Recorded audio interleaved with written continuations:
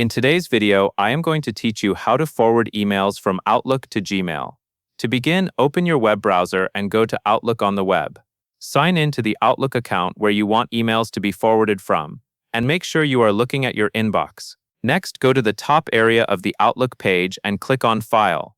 This opens the menu where you can access account and mailbox options. From there, click on Settings. This is where Outlook keeps the controls for mail behavior, including forwarding. After you open Settings, look for the option that expands more settings. In Outlook on the web, this is usually shown as a small icon that opens the full settings panel. Click that icon to continue so you can access the full list of mail settings.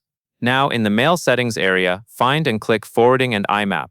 This section controls how messages are delivered and whether they can be automatically sent to another address.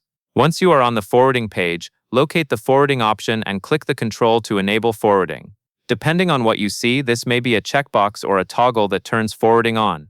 With forwarding enabled, click into the forwarding address field and enter your Gmail address. Be careful to type it correctly, because a single wrong character can send your messages to the wrong place or cause forwarding to fail. At this point, switch over to Gmail in another tab. Make sure you are signed in to the Gmail account you want to receive the forwarded mail in. In the top right area of Gmail, click the Account Profile area.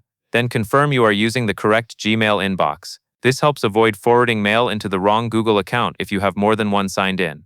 Now return to the Outlook Forwarding Settings tab. After confirming the forwarding address is correct, click the option to keep a copy of forwarded messages if you want Outlook to retain emails in the original mailbox as well. This is useful if you still check Outlook sometimes or you want a backup. Finally, click Save to apply the changes. Give it a moment to update, then use the back arrow at the top to exit settings and return to your mailbox. That covers everything you need to know.